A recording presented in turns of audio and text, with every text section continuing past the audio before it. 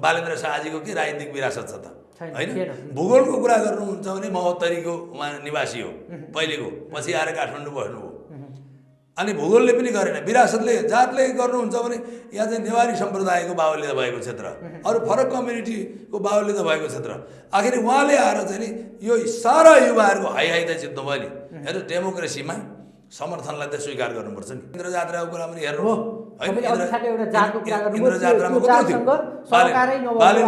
बालेन शाह जिन्दाबाद, बालेनको पक्षमा भोटिङ देख्नु भएन। अरू पोलिटिकल पार्टी, परम्परागत पोलिटिकल पार्टीका लिडरहरूको बारेमा, त्यत्रा चाहिँ राज्यका उच्च पदाधिकारी ओहदाको बारेमा राष्ट्रपति सभा त्यो उहाँहरूको चाहिँ उपस्थितिमा बालेनका पक्षमा भएको हाई हाईले के मत सङ्केत गर्छ भने यो केवल काठमाडौँमा मात्रै सीमित छैन, यो देशव्यापी रूपमा यसको चाहिँ नेटवर्किङ छ र भोलि निर्वाचनमा त्यो मतदान चाहिँ केही उल्लेख्य निर्वाचन क्षेत्रहरूमा त्यो निर्णायक हुन सक्छ। त्यो बालेनहरूको निर्णायक मतले मलाई लाग्छ यो लेफ्टिस्ट पोलिटिक्सलाई बढी असर गर्छ यसले। त्यसको प्रतिनिधित्व आजको दिनमा हेर्ने हो भने अब माओवादी लेफ्टिस्ट को भनेर मान्ने हो भने एउटा एमाले, एउटा माओवादी, एकीकृत समाजवादीको जनमत देशभरि नै कमजोर छ। अब माओवादीको कुरा गर्ने हो भने काठमाडौँ र सहरी इलाकाहरूमा माओवादीको जनमत पनि कमजोरै छ। जहाँ कमजोर छ त्यसको असर पक्कै पनि माओवादीलाई कमै पर्ने हो। तर आज एउटा देशभरि जनमत भएको, त्यो पनि काठमाडौँ उपत्यका लगायतका सहरी इलाकाहरूमा पनि त्यो एउटा वर्गको प्रतिनिधित्व गर्ने दल नेकपा एमाले थियो। उनीहरूले काठमाडौँ लगायतका देशहरूमा एमालेलाई यो बालेन शाह लगायत स्वतन्त्रहरूको उदयले एमालेलाई असर गर्ने हो डाक्टर साहब। किनभने बढी युथहरूको ओरिएन्टेसन त्यही नै कम्युनिस्ट पार्टीहरूमा छ हैन? बढी युथहरूमा जाने, युथहरूलाई सङ्गठित गर्ने, स्कुलमा, कलेजमा, सोसाइटीमा, वडामा, टोलमा बढी सङ्गठित भनेको एग्रेसिभली सङ्गठित भएको चाहिँ लेफ्टिस्ट चाहिने पोलिटिकल पार्टिजहरू नै छन्। त्यसले त्यसको असर निश्चय पनि लेफ्टिस्ट पोलिटिकल पार्टीलाई पर्छ, अरू पार्टीलाई पनि त्यसको असर हुन्छ। तर कम्पेरिटिभली हेर्दा लेफ्टिस्ट पोलिटिकल चाहिँ साइडलाई यसको बढी असर पर्ने देख्छु म। बालेनको जुन मतको सेन्टिमेन्ट छ नि, उनीहरूका युवा उठेको ठाउँमा बालेनले समर्थन गरेको युवा जसले स्वतन्त्रको नाममा उम्मेदवारी दिएको हुन्छ त्यही नै जान्छ। कुनै उसको पोलिटिकल टेस्ट हुन्छ क्या। यहाँ बालेनजीले पनि के गर्दैछन् भने अहिले पोलिटिकल टेस्ट गर्दैछन्। काठमाडौँमा तपाईँको हान्दैछन्, काठमाडौँ बनाउँदैछन् र त्यसको मेसेज 77 डिस्ट्रिक्टमा दिँदैछन् उनले, यसको मेसेज दिँदैछन्। यता काठमाडौँ बनाउने र 77 जिल्लालाई यसको सन्देश छाड्ने सँगसँगै प्यारलल टास्क चाहिँ नि अहिले बालेनजीले लिँदैछन्। र त्यो मत उनको स्वतन्त्र मतहरू जुन 77 जिल्लाका जुन 165 निर्वाचन क्षेत्रमा कसरी जान्छ नि, जहाँ बढी स्वतन्त्र छन्, जहाँ बढी बालेनको चाहिँ समर्थन हुन्छ जुन क्यान्डिडेटलाई, स्वतन्त्र क्यान्डिडेटलाई, त्यो क्यान्डिडेटले जुन पार्टीको बढी भोट चाहिँ तान्छ त्यो पार्टीलाई अहिले असर गर्दैछ। डाक्टर गोविन्द गुराई, हार्दिक स्वागत छ हुलाक संसारमा। हजुर धन्यवाद महेश बाबु। डाक्टर साहब आरामै हुनुहुन्छ? हजुर ठिक छ, यहाँलाई? एकदम ठिक छ हामीलाई पनि हैन। हजुर अब यो चुनाव नजिकै गइरहेछ डाक्टर साहब। एकातिर यो 5 दलीय गठबन्धन आज बढेर 6 दलीय 7 दलीय भएको छ। 6 दलीय गठबन्धन भएको छ। बाबुराम भट्टराईलाई पनि जोडेर हेर्ने हो भने त्यो गठबन्धनले पनि त्यो गठबन्धनभित्रको हिसाब किताब, सिट बाँडफाँडको कुरा अहिलेसम्म मिलिरहेको छैन। अर्कोतर्फ एमाले पनि यति बेला गठबन्धन बनाउने तर्खरमा रहेको छ। उसले लोसपा र राप्रपा, कमल थापा र राजेन्द्र लिङ्गदेन दुवैले नेतृत्व गरेको राप्रपासँग उसले सहकार्य गर्न खोजिरहेछन्। त्यसका कुराहरू आइरहेछन्। डाक्टर साहबले यो हामी निर्वाचन मङ्सिरमा हुने निर्वाचनमा जुन किसिमको गठबन्धन, दुईवटा गठबन्धन बनेर जाने देख्नुभयो, डाक्टर साहबले यसलाई कसरी हेर्नु भएको छ? यसका चुनौतीहरू के छन्? आज गठबन्धनलाई जुन किसिमको सकस परिरहेछ, मुख्य गठबन्धन, सत्तारूढ गठबन्धनलाई, त्यसलाई चाहिँ डाक्टर साहबले कसरी हेर्नु भएको छ? डाक्टर साहब एउटा समय सान्दर्भिक प्रश्न गर्नुभयो महेश बाबु। यो के छ भने यो गठबन्धन यो दलीय व्यवस्थाको चरित्रभन्दा पृथक कुरा होइन यो गठबन्धन। यसलाई त्यति अस्वाभाविक मान्नुपर्ने कारण पनि छैन। तर गठबन्धन केका लागि, गठबन्धन कोसँग र गठबन्धन किन भन्ने कुराको जस्टिफिकेसन चाहिँ केवल पार्टी पङ्क्तिभित्र मात्र हुन्न कि यो नेतृत्व पङ्क्तिभित्र मात्र भएर हुन्न। यो चाहिँ आम जनजनमा आखिर आज मतदाताको चाहिँ एउटा छलफलको विषय बनेको छ कि यो गठबन्धन किन, केका लागि भन्ने कुरा छ नि। र यो बढी महत्त्वपूर्ण कुरा छ। पहिलो कुरा त अब मैले अघि नै यहाँलाई निवेदन गरिहालेँ, दलीय व्यवस्थामा गठबन्धन त्यति मतलब असामान्य कुरा मानिन्न, त्यति आपत्तिजनक कुरा मानिन्न। यसलाई सहज रूपमै लिनुपर्छ। तर पनि सहजताको पनि एउटा लिमिटेसन छ। आखिर एकाएक यो गठबन्धन किन जरुरी भयो भन्दाखेरि खास गरी एउटा यसको न्यू चाहिँ केपी ओलीज्यूले चाहिँ प्रतिनिधि सभा जुन पुनर्गठन गर्नु भङ्ग गर्नुभएको छ असमयमै, र पहिलो कुरा असमय र समयको कुरा पनि भएन। नेपालको प्रचलित संविधानले विघटन गर्न नसक्ने अवस्थामा, विघटनै हुन नसक्ने अवस्थामा उहाँले विघटन गर्नुभयो। त्यो पनि एकपटक मात्र होइन, दुई पटक गर्नुभयो। त्यसको परिणामले यो गठबन्धनलाई एक ठाउँमा ल्यायो र यसको निरन्तरताको कुरामा चाहिँ अहिले काफी जिज्ञासा छ। यसमा प्रश्न पनि छ, जिज्ञासा पनि छ। जिज्ञासा यस मानेमा कि अब यो गठबन्धनले कति सिट हासिल गर्छ, वास्तवमा मेजोरिटी ल्याउँछ कि ल्याउँदैन, गठबन्धन नगरेको भए के हुन्थ्यो, गठबन्धन नगरेर एक्लै लड्दा पनि नेपाली काङ्ग्रेसको लागि पनि त्यति आपत्तिजनक अवस्था थिएन, त्यति आपत्तिजनक थिएन, एमालेको लागि पनि आपत्तिजनक होइन होला। वास्तवमा यी प्रतिस्पर्धी पार्टीहरू, मेजर पार्टीहरू भनेको नेकपा के अरे नेपाली काङ्ग्रेस र नेकपा एमाले नै हुन्, त्यसपछि माओवादी नै हो, त्यसपछि अन्य पार्टीहरू नै हुन् होइन। रै पनि यो गठबन्धन किन आवश्यक पर्यो भन्ने कुराको एउटा जिज्ञासा आम जनसमुदायमा छ। अर्को कुरा के हो भने यो गठबन्धनको कुरा वास्तवमा यसले अलिकति के गर्छ भने नि राजनीतिक दलहरूमा इच्छा शक्तिको कमी हो कि भन्ने कुरालाई पनि सङ्केत गर्छ कि यसले। गठबन्धन यो लामो समयसम्म गठबन्धन, हिजो चाहिँ प्रतिगमनको विरुद्धमा गठबन्धन भन्ने कुरा एउटा जस्टिफाई पनि भयो, किन संविधानले व्यवस्था नगरेको, हुँदै नभएको व्यवस्थालाई प्रयोग गरेर असंवैधानिक कदम चाल्ने, तर त्यसलाई संवैधानिक भन्ने र जनतामा जान्छु या यहाँ जान्छु त्यहाँ जान्छु भन्ने न्यू र बहाना गरेर जुन प्रतिनिधि सभा विघटन हुन मिल्दैन थियो भयो, र त्यसको विरुद्धमा गठबन्धन भनेको एउटा प्रतिगमनको विरुद्धमा गठबन्धन अथवा असंवैधानिक कदमको विरुद्धमा गठबन्धन भन्ने कुरा स्वाभाविक रूपमा मानिन्थ्यो भने अब अहिले गठबन्धन नगरेको भए पनि हुन्थ्यो कि भन्ने मलाई लाग्छ कि मेरो व्यक्तिगत रूपमा वास्तवमा गठबन्धन गर्नुभन्दा एक्लै जानु ठिक थियो भन्ने मलाई लाग्छ। तर रै पनि अब डेमोक्रेटिक सिस्टममा गठबन्धनलाई त्यति आपत्तिजनक रूपमा हेर्न पनि हुन्न। तर यसपछिको अवस्था के हुन्छ त, पार्टीहरूले आफ्नो चाहिँ सिट हासिल गरिसकेपछि भोलि चाहिँ गभर्मेन्टको कोअलिसन पनि त्यसरी नै हुन्छ कि फरक किसिमले हुनसक्छ। राजनीतिक दल यो प्रश्न छ, किनभने भोलि गभर्मेन्टको स्ट्रक्चर त फरक कोअलिसनबाट पनि हुनसक्छ नि त। यहाँ अहिले सम्झौता समझदारी गरेकै आधारमा हुन्छ भन्ने त छैन।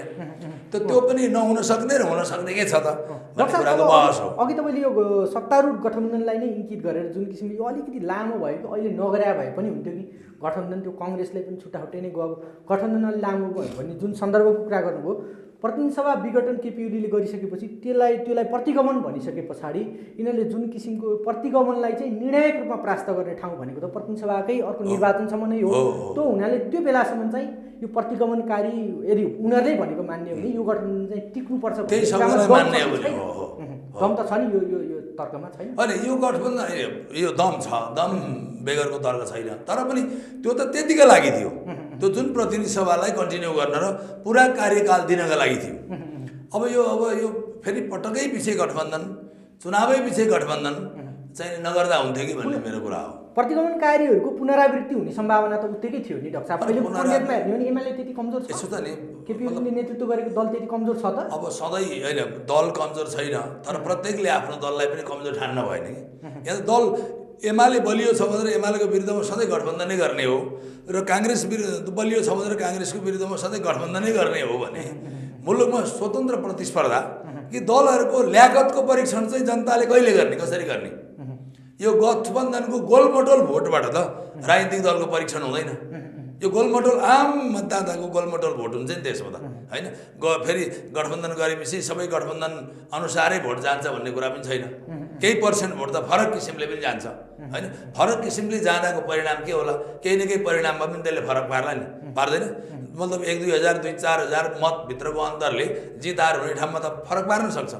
त्यसले गर्दाखेरि पनि हरेक पटक राजनीतिक दलले आत्मविश्वासका साथ, उत्साहका साथ, साहसपूर्ण ढङ्गले प्रतिस्पर्धा गर्न तयार रहनु पर्थ्यो कि भन्ने मलाई लाग्छ।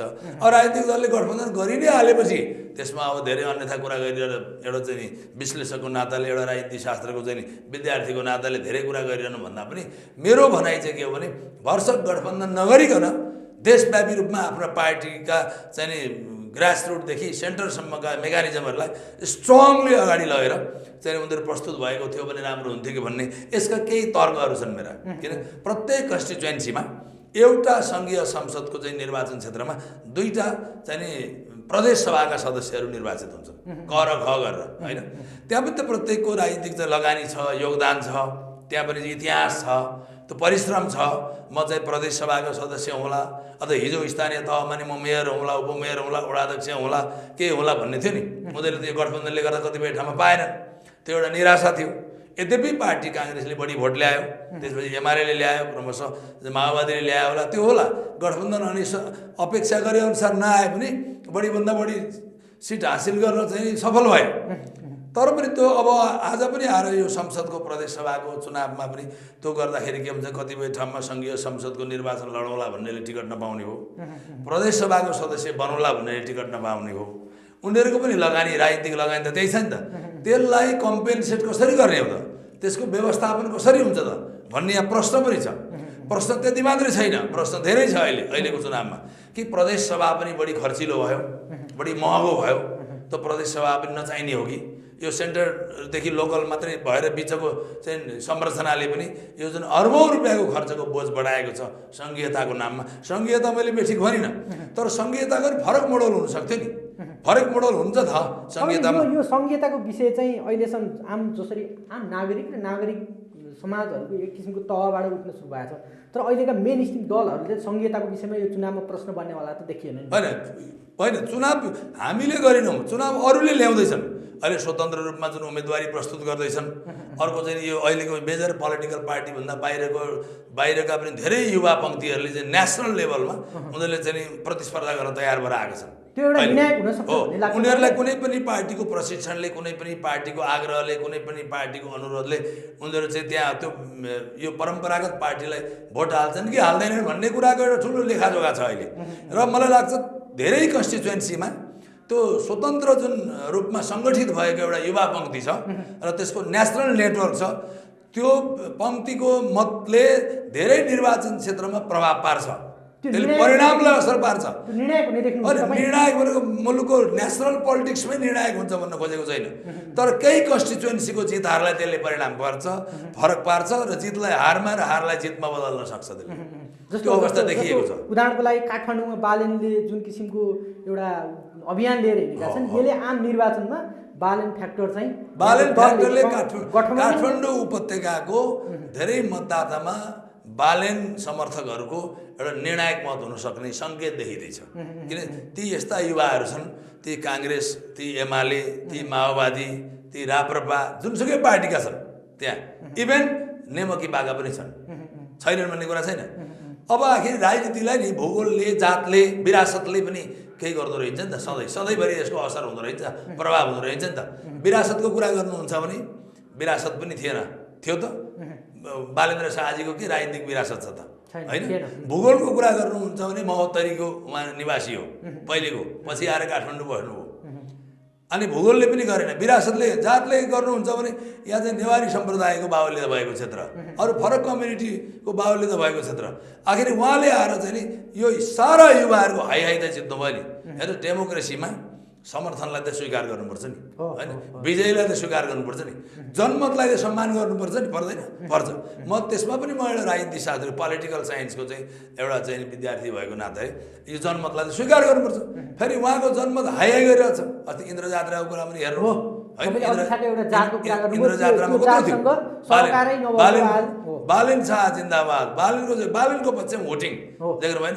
अरू पोलिटिकल पार्टी, परम्परागत पोलिटिकल पार्टीका लिडरहरूको बारेमा, त्यत्र चाहिँ राज्यका उच्च पदाधिकारी ओहदाको बारेमा, राष्ट्रपति सभा, त्यो उहाँहरूको चाहिँ उपस्थितिमा बालेनका पक्षमा भएको हाईले के मत सङ्केत गर्छ भने यो केवल काठमाडौँमा मात्रै सीमित छैन, यो देशव्यापी रूपमा यसको चाहिँ नेटवर्किङ छ र भोलि निर्वाचनमा त्यो मतदान चाहिँ केही उल्लेख्य निर्वाचन क्षेत्रहरूमा त्यो निर्णायक हुन सक्छ। यो प्रसङ्ग आइहाल्यो बालेन शाह लगायत स्वतन्त्रहरूको विषयमा हामी छलफल गर्थेनौँ त्यो एउटा ठाउँमा। जुन किसिमले महत्त्वपूर्ण प्रसङ्ग डाक्टर साहब लिएर आउनुभयो, आगामी मङ्सिरको निर्वाचनमा यो जुन किसिमको स्वतन्त्रहरूको लहर देखिरहेछ, यसले मेन स्ट्रिम पोलिटिक्सका राजनीतिक दलहरूलाई कसलाई घाटा र कसलाई फाइदा देख्नुहुन्छ डाक्टर साहबले? बालेनहरूको निर्णायक मत काहीँ न काहीँ त जानुपर्ने होला, त्यो मत कता जाने सम्भावना तपाईँले देख्नुहुन्छ? कसलाई असर गर्ने? अनि बालेनहरूको निर्णायक मतले मलाई लाग्छ यो लेफ्टिस्ट पोलिटिक्सलाई बढी असर गर्छ। यसले भनेको आजको दिनमा एमाले हो, किनभने बढी युथहरूको ओरिएन्टेसन त्यही नै कम्युनिस्ट पार्टीहरूमा छ होइन।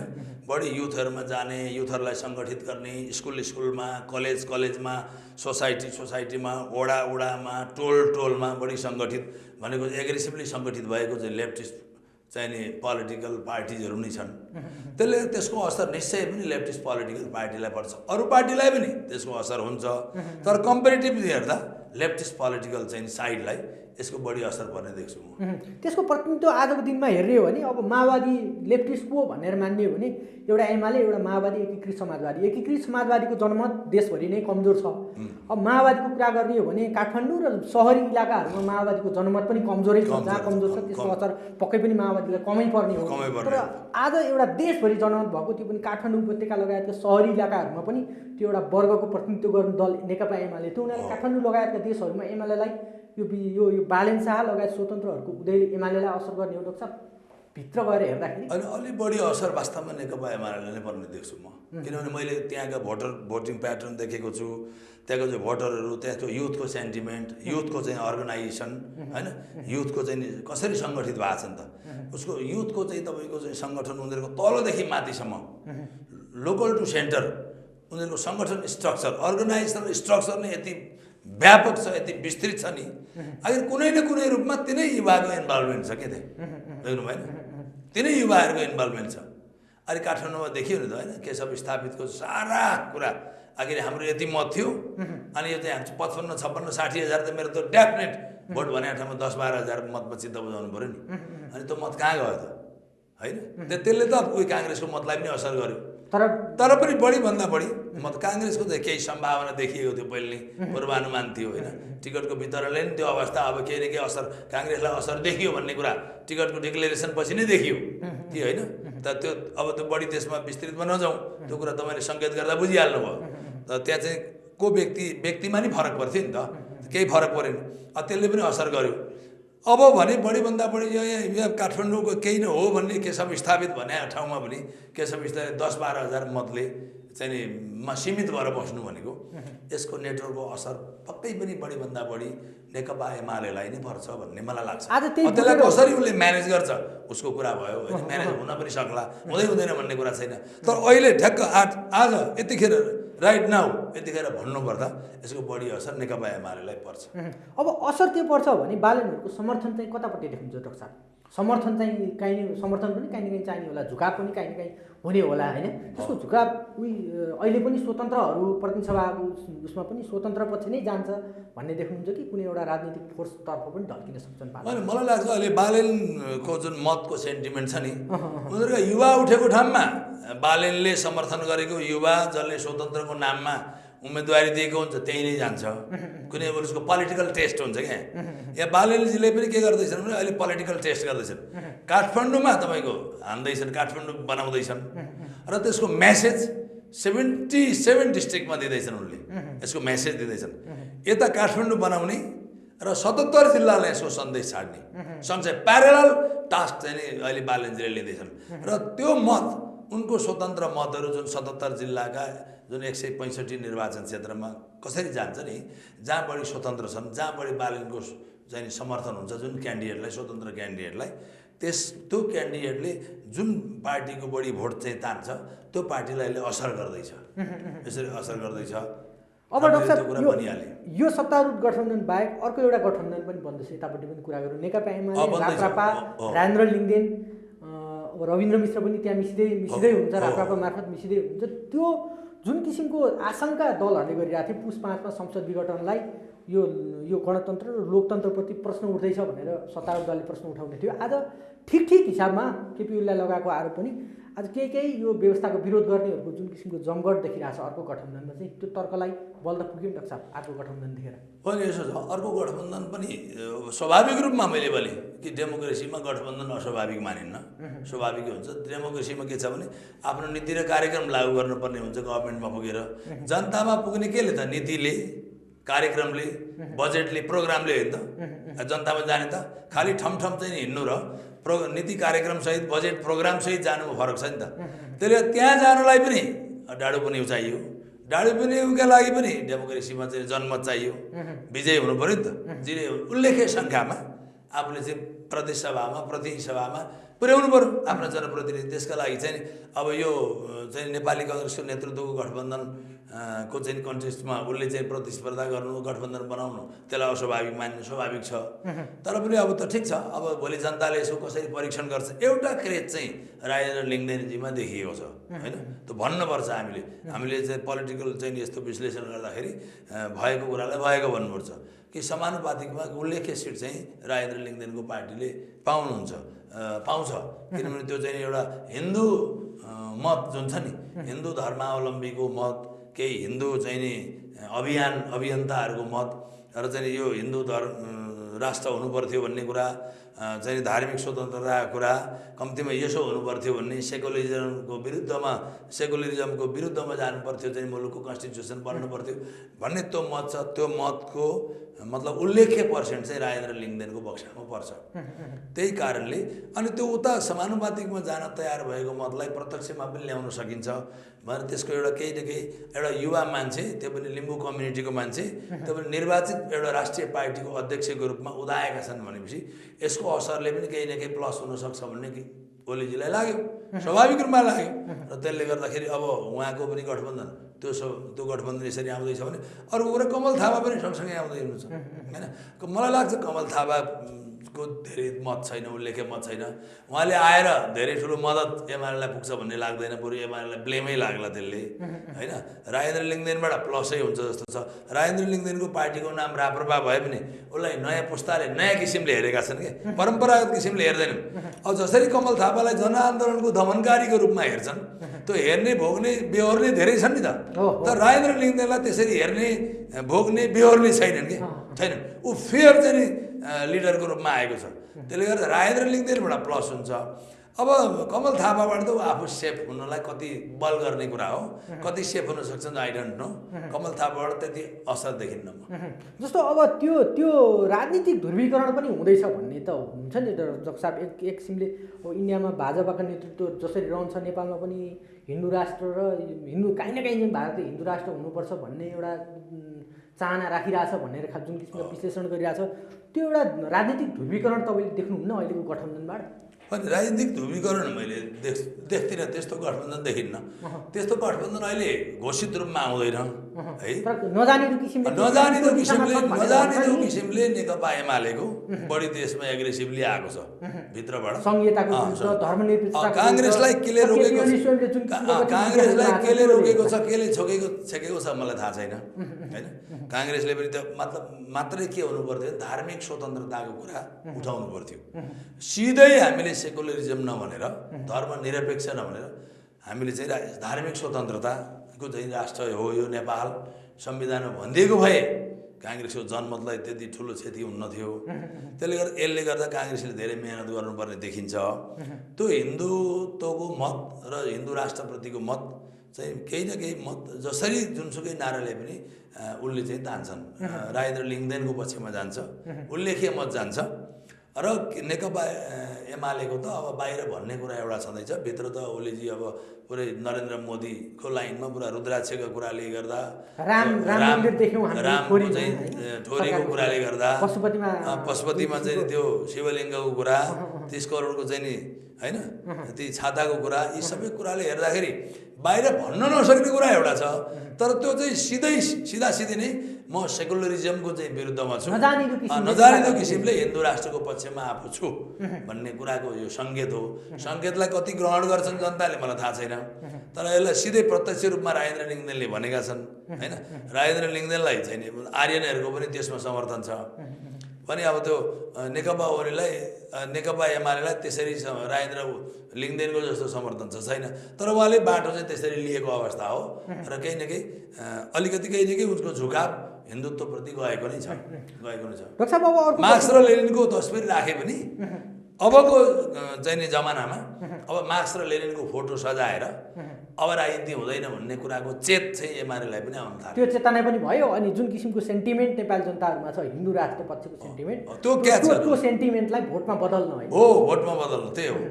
अब अर्को एउटा प्रसङ्ग चाहिँ चोलेन र शमशेर अब महाभियोग सत्तारूढ गठबन्धनले चोलेन्द्र शमशेरलाई महाभियोग लगायो। अहिले समितिहरूमा छलफल भइरहेछ। सँगसँगै अब प्रतिनिधि सभाको कार्यकाल पनि अन्त्यमा एकदमै अन्त्यमा र त्यो अहिले यही संसदले त्यसको निर्णायक छलफल गर्ने निर्णायकता पाउने चाहिँ अहिले देखिँदैन। अब मङ्सिरपछि निर्वाचन कतिपयले विवाद त गरिरहेछ, चोलेन्द्र फेरि सर्वोच्चमा फर्किन सक्छन् सक्दैनन्, अथवा यो संसदको अन्त्य भएसँगै चोलेन्द्रको महाभियोग पनि निष्क्रिय हुन्छ, चोलेन्द्र आउनुपर्छ भन्ने टिका टिप्पणीहरू पनि भइरहेछ। भलै यो मत चाहिँ एकदमै झिनो छ, त्यो सम्भावना त देखिँदैन।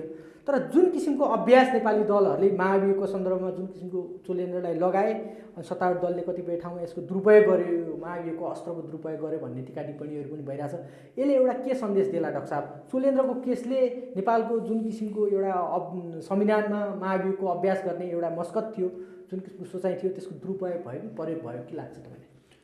म राजनीति शास्त्रको साथसाथै कानुनको पनि विद्यार्थी हो। चोलेन्द्र शमशेरले गरेका फैसलाहरू वास्तवमै महाभियोग लगाउन योग्य चाहिँ नि महाभियोग लाग्ने किसिमका फैसलाहरू पनि छन्। चोलेन्द्र शमशेरको महत्त्वाकांक्षा होइन, उनको चाहिँ लेनदेन, उनको चाहिँ विभिन्न आफ्ना चाहिँ भाइ भतिजा मार्फतको चाहिँ उनको चाहिँ यी विभिन्न कमिसनमा केमा कतिपय कुराहरू त बयानका क्रममा राजनीतिको भागभण्डामा, कार्यकारीमा चाहिँ भागभण्डामा यो चाहिँ वास्तवमा लाजमर्दो किसिमले उहाँको इन्भल्भमेन्ट यो चाहिँ नि वास्तवमा यो कानुनको एउटा शासन, विधिको शासन, न्यायालयको चाहिँ नि सर्वोच्चता, सम्मानित सर्वोच्च अदालतको चाहिँ न्यायिक स्वतन्त्रता, यो मर्यादाले नदिने काम उहाँले गर्नुभएको छ।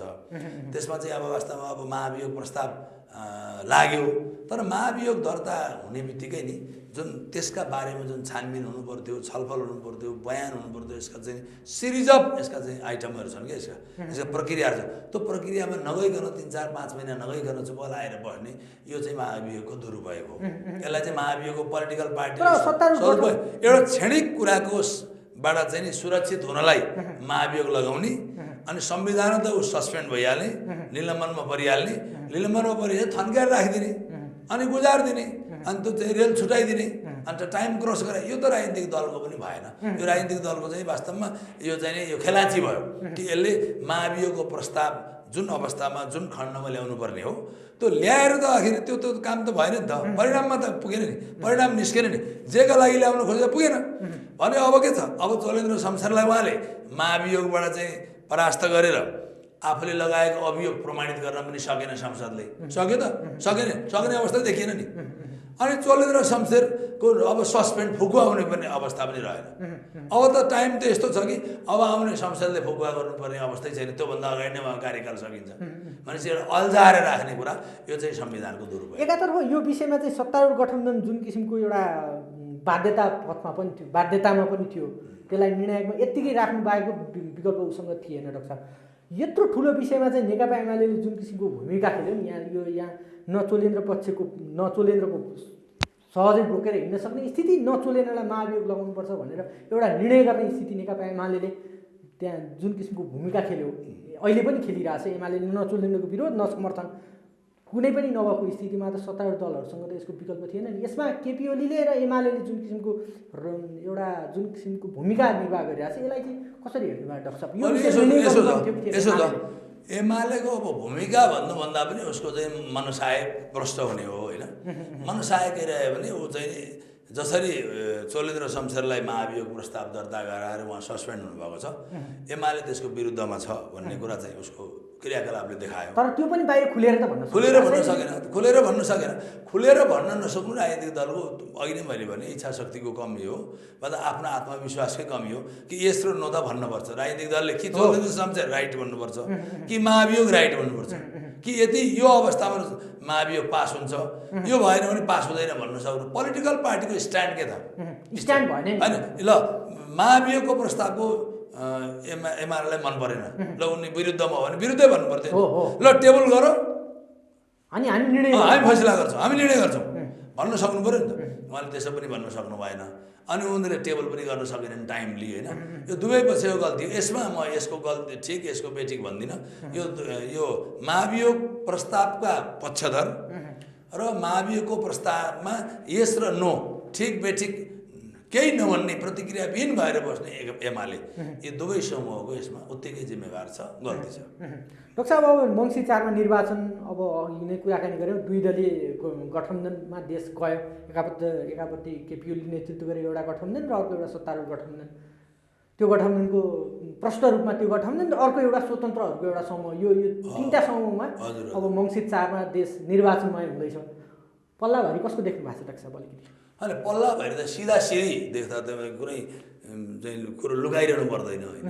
पल्लाभरि चाहिँ गठबन्धनकै पक्षमा हुन्छ, सत्तारूढ गठबन्धनमै पक्षमा हुन्छ। यति भन्दै पनि म चाहिँ नि यो गठबन्धन गर्न हुन्न थियो, अझै पनि फाइनल्ली त भइसकेको छैन। अझै पनि स्वतन्त्र रूपमा पार्टीहरू लडे। खास गरी म के चाहन्छु भने नि, काङ्ग्रेस र एमाले स्वतन्त्र रूपमा लड्नुपर्छ, अरूले के गठबन्धन गर्छन् गर्न दिनुपर्छ। अनि त्यसमा पो अब्बल रूपमा उत्रिने त नेकपा एमाले गठबन्धन गर्ने, नेपाली काङ्ग्रेसले गठबन्धन गर्ने, नेकपा एमालेको विरुद्धमा काङ्ग्रेसले गर्ने, काङ्ग्रेसको विरुद्धमा नेकपा एमाले गर्ने होइन कि। खास गरी नेपाली काङ्ग्रेस र नेकपा एमाले स्वतन्त्र रूपमा चुनावी प्रतिस्पर्धामा जाने, गठबन्धन अरूलाई गर्न दिने, गर्छन् कि गर्दैनन्, गरे गर्छन् नगरे गर्दैन। त्यसरी स्वतन्त्र रूपमा जाँदा अनि आम चाहिँ भोटरमा के हुन्छ भने पार्टी अनि रुचिपूर्ण मतदान हुन्छ क्या। अनि वार्त उत्साह हुन्छ, त्यहाँ उमङ्ग हुन्छ, छलफल हुन्छ, त्यहाँ चाहिँ पुरा देशव्यापी चाहिँ कुरा हुन्छ। विदेशमा बस्ने नेपालीहरूको पनि यसमा चाहिँ एउटा अभियान सुरु हुन्छ, यहाँका युवाहरूको पनि हुन्छ। हिमाल पहाड तराई मधेस सबको चाहिँ एउटा प्रतिस्पर्धी एउटा चाहिँ वातावरण तयार हुन्छ होइन। त्यसले गर्दाखेरि अब either Congress first UML second, either UML first Congress second त हो। मुलुकमा त त्यही नै हो अहिले त पोलिटिकल सिनारियो त त्यही छ। र त्यसमा चाहिँ काङ्ग्रेस अलिकति अगाडि आउँथ्यो होला, एमाले अलिकति पछाडि आउँथ्यो। फेरि अर्कोचोटि एमाले अलिकति अगाडि आउन कोसिस गर्थ्यो, या काङ्ग्रेसले फेरि उसलाई अगाडि आउन नदिने प्रयत्न गर्थ्यो, अगाडि नै अब कायम राख्न खोज्थ्यो। अहिले त्यो त रहेन नि त। अब के भयो, यसले गर्दाखेरि काङ्ग्रेसका आम नेताहरूमा अब एमाले पनि गठबन्धन गर्दैछ नि त राप्रपासँग, इभन कमल थापासँग पनि गर्दैछ नि, रविन्द्र मिश्रसँग पनि गर्दैछ। रविन्द्र मिश्रले हिजो नयाँ चाहिँ स्लोगन लिएर आएका होइन नि त। आखिर नयाँ स्लोगन गरे, आखिर कमल थापासँगै मिसिनु त पऱ्यो नि त उसले, होइन पऱ्यो नि त। आखिर किन पऱ्यो त भन्दा उनी पोलिटिकल्ली फेलियर भए। रविन्द्र मिश्रको पोलिटिकल फेलियर हो नि त त्यो त। पोलिटिकल चाहिँ फेलियर त रविन्द्र मिश्र हो। यहाँ त कमल थापा फेलियर भएन त। कमल थापा त यसै फेलियर उसै फेलियर। जो प्रति समाजले केही गर्छ कि भनेर भरोसा गर्दै थिए, आम पिपुलमा एउटा छलफलको विषय त रविन्द्र मिश्र थिए, तर उनी पोलिटिकली फेलियर भए। अब रविन्द्र मिश्रको पार्टी छलफलको विषयमा रहेन, के एउटा सीमित घेराभन्दा माथि उठ्न सकेन। त्यसले गर्दाखेरि म चाहिँ नेकपा एमाले नेपाली काङ्ग्रेसले स्वतन्त्र रूपमा प्रतिस्पर्धा गरिदिएदेखि त्यसबाट आउने परिणामलाई आहा कति उत्साहका साथ नेपाली जनताले लिन्थे, यी पार्टी कति प्रतिस्पर्धी भएर अगाडि बढ्थे। अनि यसबाट चाहिँ समृद्धिको यात्रा कसरी प्रारम्भ हुन्थ्यो भन्ने कुरा साँचो अर्थको लोकतान्त्रिक अभ्यास सँगसँगै समृद्धिको यात्रामा अनि फर्स्टलाई सेकेन्डले कसरी सघाउँथ्यो होइन, सेकेन्डकोलाई चाहिँ को आवाजलाई फर्स्टले कसरी चाहिँ ग्रहण गर्थ्यो भन्ने कुराको यो 5 वर्ष यो देखाउन सके भए एउटा पोलिटिकल कल्चर पनि इस्टाब्लिस हुन्थ्यो क्या, राजनीतिक संस्कृतिको निर्माण हुन्थ्यो। यहाँ राजनीतिक संस्कृतिको निर्माणतर्फ जसरी भए नि चुनाव जितिहाल्नुपर्छ, जित्नैपर्छ भन्ने कुरा आयो। अब यहाँ कुरा चुनाव जित्नुपर्छ, तर जसरी भए पनि जित्नुपर्छ र जित्ने हो भन्ने कुराले चाहिँ केही चाहिँ खेलका नियमहरू उल्लङ्घन हुन सक्छन्, हुन सक्दैनन् भन्ने कुरा चाहिँ खेलको नियम जसरी भन्ने बित्तिकै खेलको नियम उल्लङ्घन हुन्छ होइन।